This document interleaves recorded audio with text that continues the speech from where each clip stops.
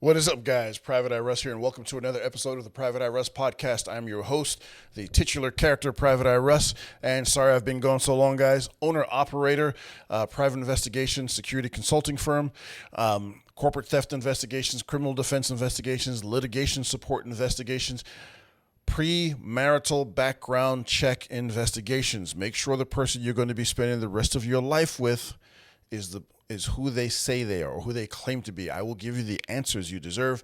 One-on-one personal development coaching, whether it's virtually or in person if you happen to be local to this area.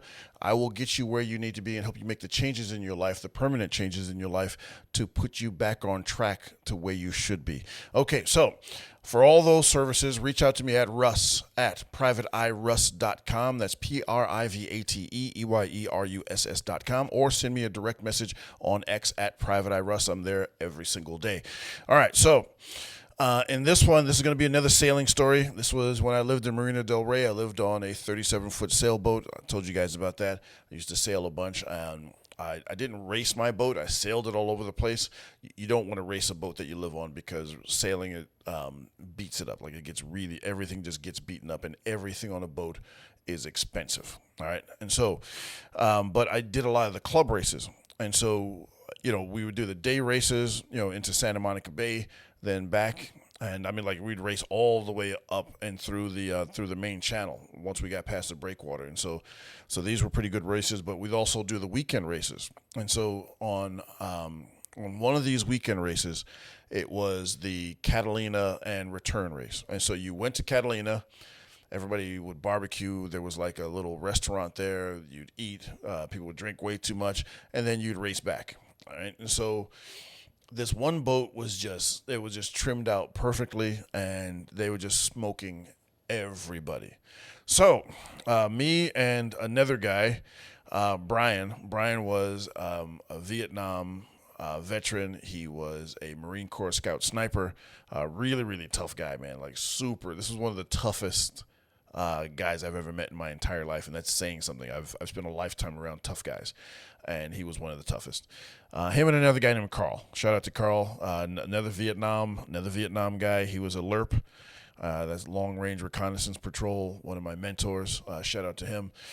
And so, so him and I come up with the bright idea. And I wasn't drinking. I didn't have anything to drink. I just thought it was a good idea.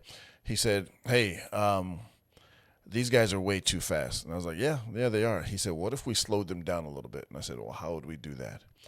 And so, so he came up with the bright idea. He said, "What if we took a line and dove down below their boat while everybody's out partying and everything else, and not foul their prop, but kind of foul their rudder a little, just a little bit." I know. It's terrible. It's a terrible thing.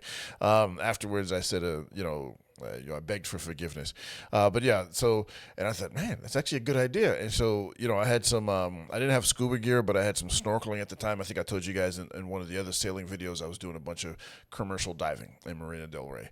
And so, but I had snorkel gear with me. And so, so we did it. And so, when the race started the next day, and so, when you're doing sail races, you've got a line where the race starts, but you're all kind of jockeying around and trying to time your crossing of the line, right when the starting gun goes off. And so, so we're doing this, we're going back and forth, and we're watching them maneuver, and it didn't look like it slowed them down at all. So I wanted to make it look like it was incidental, and so I couldn't like tie a knot around it or anything like that. So our only thought was that it must have fallen off, and so my attempts at sabotage were unsuccessful. All right, so. So we all crossed the line, and again, this boat is just smoking everybody. So everybody else is literally, we're all racing for second place. And so you go in, and so as you're facing the marina, the entry into the, past the breakwater, because you have the breakwater here, was over on your left side. Then you went in, and so the way the wind at the end of the day in Marina del Rey was blowing is that the wind would be blowing straight into the main finger.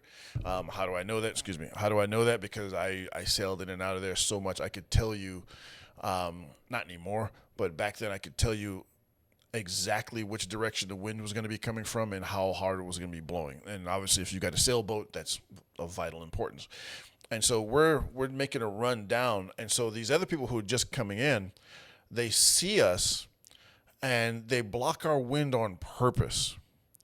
And so we're like, no, come on, man, we're racing, and we're yelling, we're racing. And then Brian, and this dude, he got me in so much trouble. He always got me in trouble. Brian looks up, grabs one of the halyards, because you have different spare halyards, or halyards raise and lower sails, sheets change the direction, right? So you guys get a little bit of sailing lingo, all right? And so he grabs one, unwinds it, looks at me, then looks at the other boat, then looks at the rope, and for some reason, I don't know if this dude had a hypnotic hold on me or something, I grabbed it and swung over Tarzan style, landed on their deck, and just turned the wheel. And they're all pissed off and angry and everything, and I'm like, just go. And I jump off the boat because we were right near sea base, and that's where I kept my boat. And so I jump off the boat, swim over, get out, and just run. I didn't go to my boat. I just ran because they were kind of trying to see where I went. I just ran, and I went to another buddy of mine's because there were always apartments above there, and went to a buddy of mine's apartment, rang on it. I'm soaking wet. I'm like, hey, dude, I need to hang out at your place for a little while. So these people actually called the police. Like they were angry, man. And actually, the dude tried to stop me, like some dad bod dude, like yeah, okay, you're gonna resist me, buddy, right? I just took the wheel, just like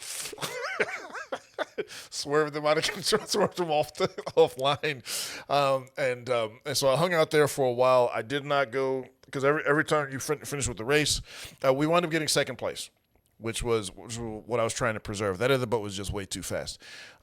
Excuse me. And shout out to the Howards. Those are the people whose boat we used to race on all the time. Dan and Virginia, I think. Unfortunately, they both passed away, but great people. God rest their souls. Anyway, so I didn't go because I was like, you know what?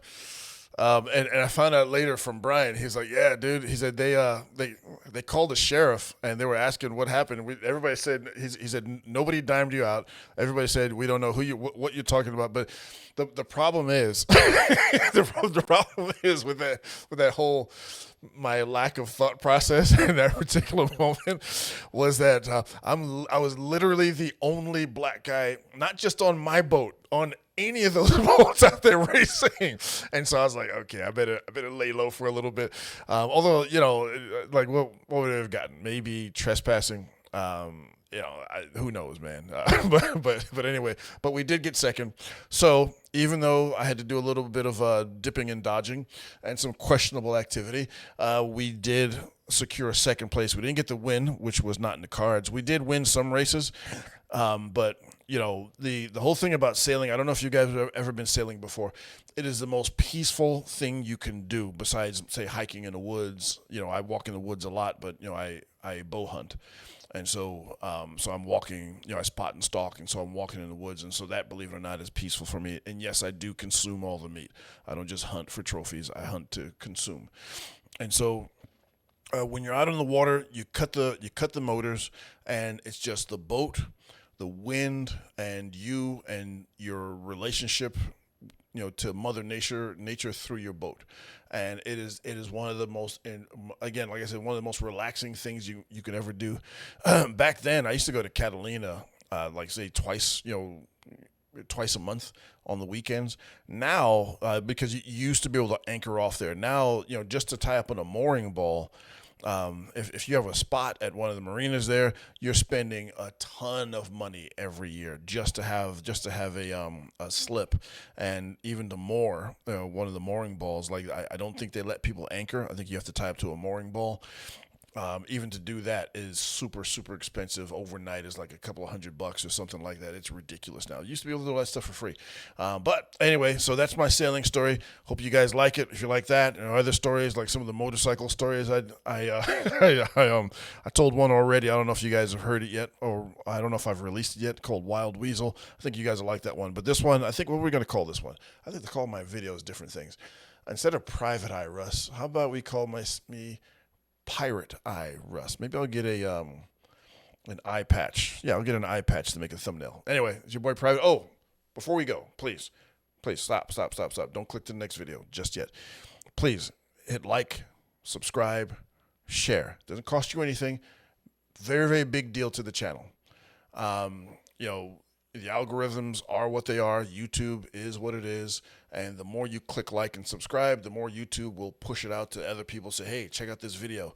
You know, this dude hijacked somebody's boat. Although, to be fair, I didn't take over the boat. I just steered them off course and then bailed out and then swam. Luckily, I'm a pretty strong swimmer. But, yeah, that could have gone sideways in so many different ways. Anyways, your boy Private Eye Russ. I am out. I'll see you guys in the next one.